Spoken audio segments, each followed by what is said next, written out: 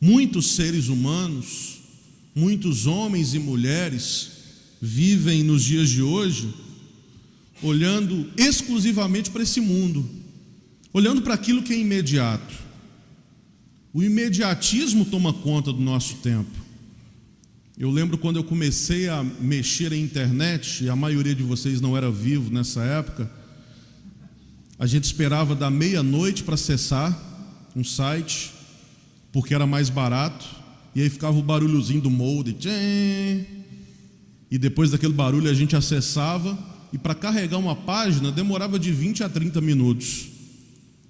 Hoje nós temos a internet no nosso smartphone, e quando a gente quer carregar alguma página e demora 3 segundos, a gente fica desesperado. O imediatismo tomou conta de cada um de nós. Até a nossa alimentação, que a gente estraga tanto, é por causa disso, né? O fast food, a comida rápida. A gente não tem tempo para nada, a gente não tem tempo nem para comer. Ao que parece, nós não nos atrevemos a levantar a cada dia o nosso olhar e tentar enxergar aquilo que está além do imediato.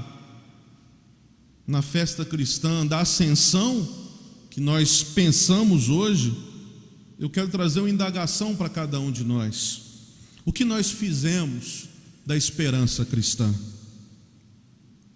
No meio de tantas interrogações e incertezas, nós seguimos caminhando e caminhando pela vida, quando parece tantas vezes que a vida se fecha, que a vida se extingue. A festa da Ascensão vem nos mostrar que Deus permanece. Esse mistério último da realidade, que nós costumamos chamar de Deus, é um mistério de amor. Deus é uma porta aberta que ninguém pode fechar.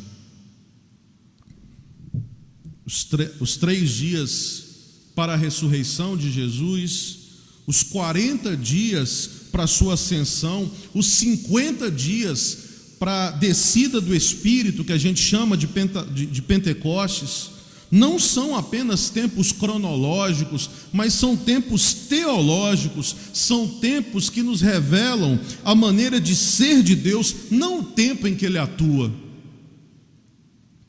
Segundo o relato de Mateus, desse mesmo fato, Jesus vai para a montanha da Galileia. Esta eleição da Galileia é muito provocativa, porque a Galileia remete à vida histórica de Jesus. Mateus quer ressaltar que Jerusalém havia rejeitado Jesus, e já não era o lugar onde alguém deveria encontrar-se com o ressuscitado.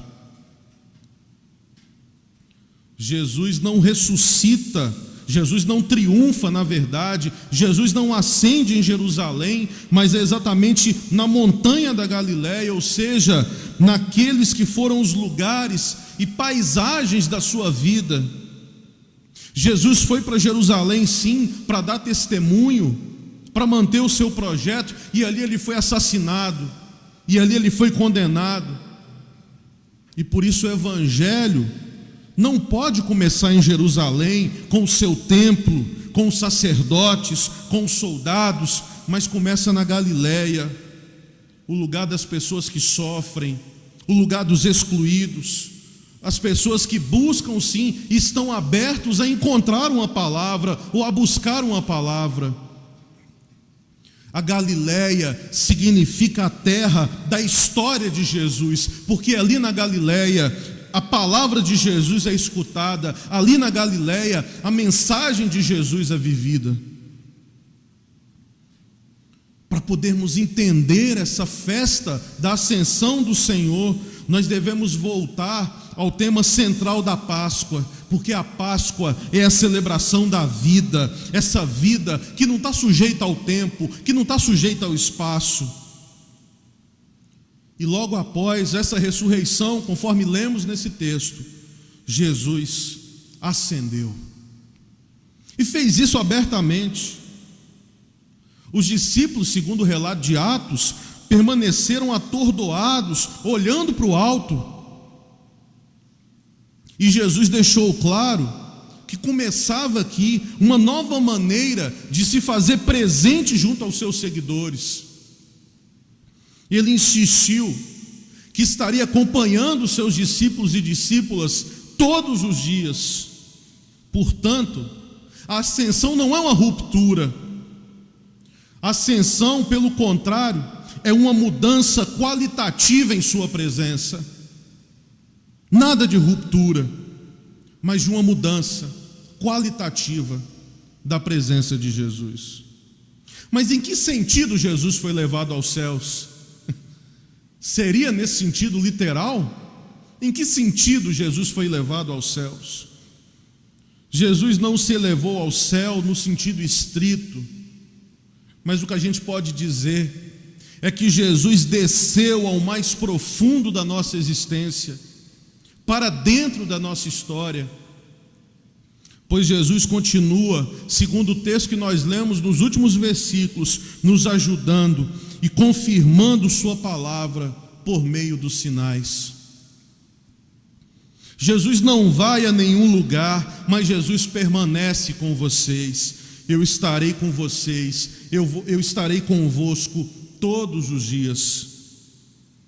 Alguns dizem aqui uma versão apócrifa desse texto que Jesus disse: eis que eu estarei convosco todos os dias. Não é, senão não estaria da forma como está. Não é, Anderson? Eu estou convosco todos os dias. Eu vou estar com vocês todos os dias. Isso significa que Jesus ressuscita e atua em seus amigos e amigas. Lembra do texto de domingo passado? Já não vos chamo servos, mas vos chamo amigos. Naqueles que vivem e espalham com suas vidas essa mensagem, que é sempre uma mensagem de vida. Na ascensão, Jesus não partiu. Na ascensão, Jesus não se ausentou.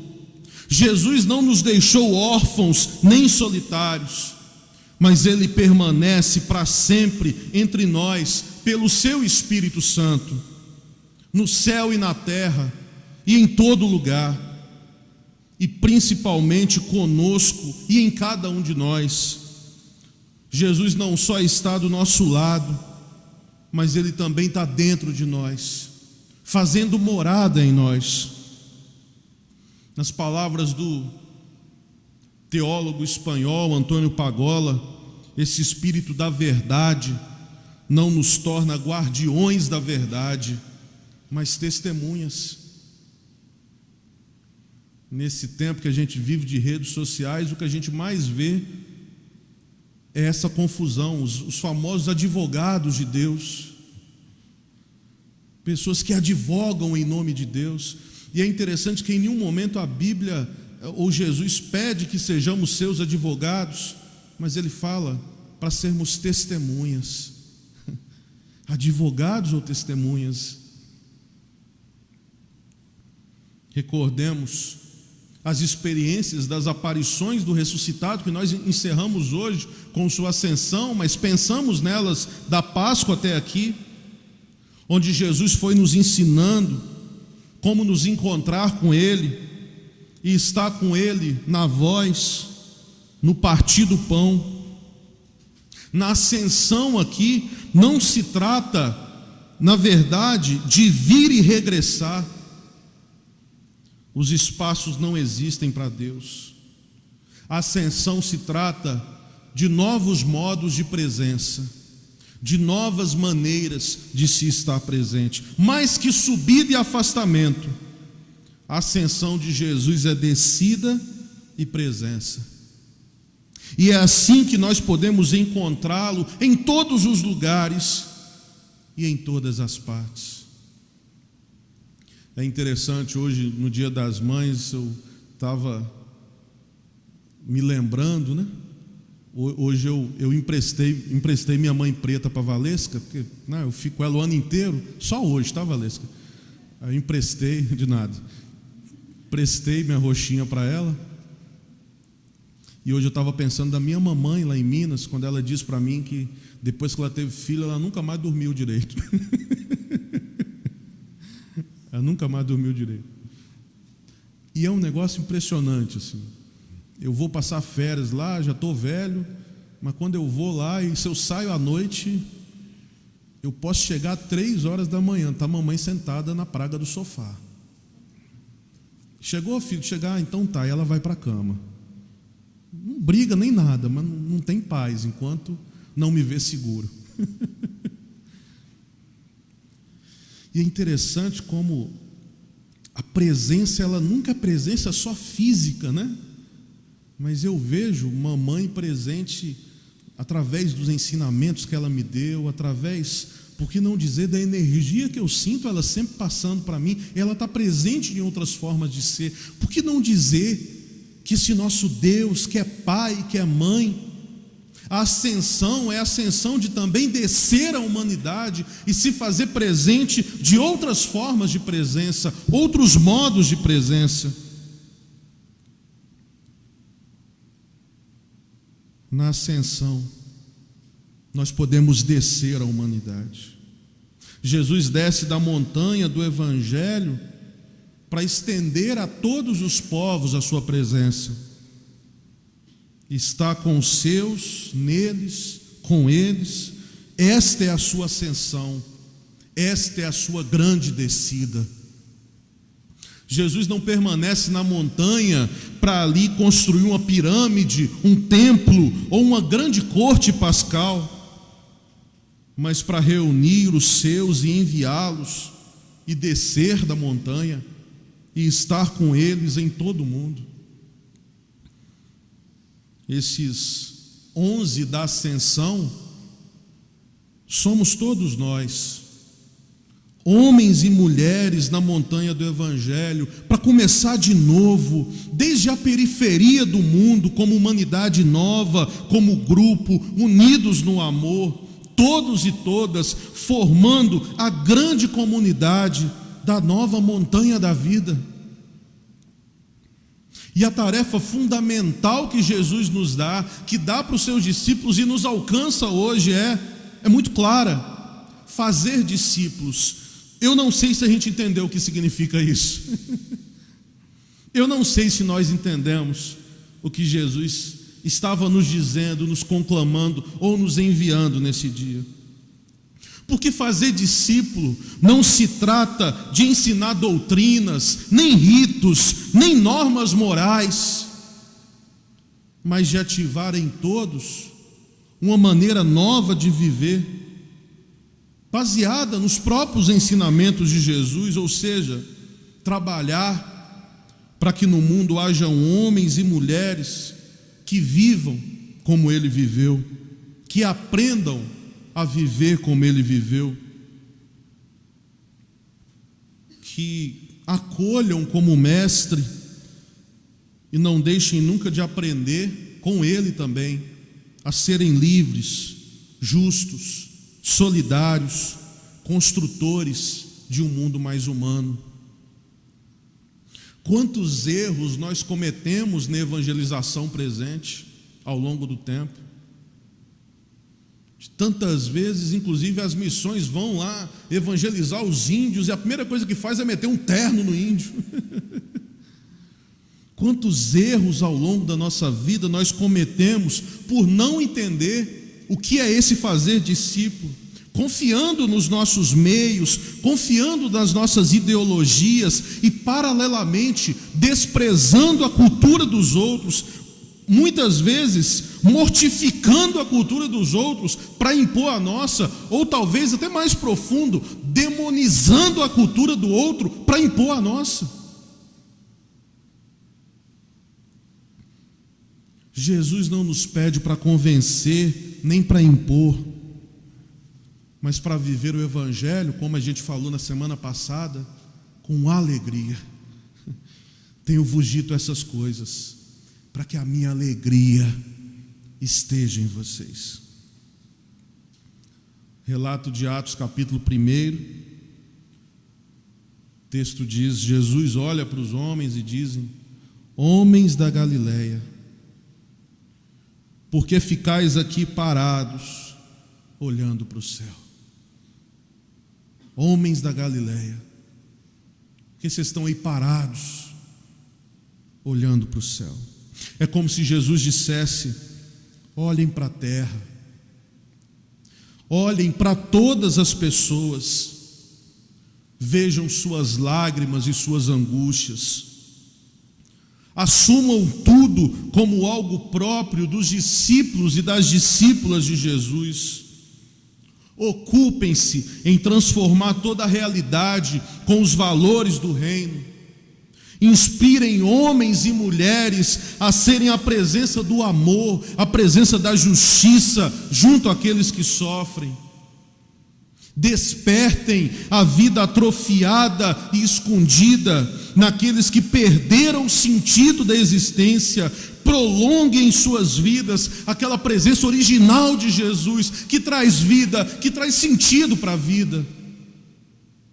Despertem o sentido de existir naqueles que vivem sem sentido. De fato, ascensão significa o início da missão da nova comunidade ressuscitada. Na ascensão, enquanto Jesus sobe ao Pai, nós descemos a realidade para transformá-la, tornando presente o reino.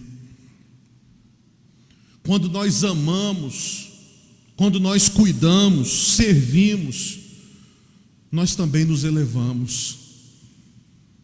E o que nos eleva é aquilo que está em nosso interior. Nós nos elevamos à medida que descemos em direção à humanidade. Parece que nós nos elevamos na medida em que nós cada vez mais nos humanizamos. Como Jesus, a única maneira de alcançar a meta é descendo até o mais fundo. Aquele que mais desceu é também aquele que mais alto subiu. Muitas vezes nós preferimos seguir um Jesus no céu, distante, glorificado, a quem nós rendemos honras e glórias, mas descobri-lo dentro de nós mesmos, nos outros e no mundo, é uma tarefa que tem se tornado difícil para a gente, porque descobrir Jesus no outro é inclusive descobrir Jesus naquele que é diferente de mim. E a gente teima em querer que Jesus seja uma posse nossa. Encontrar Jesus no diferente é encontrar Jesus no outro.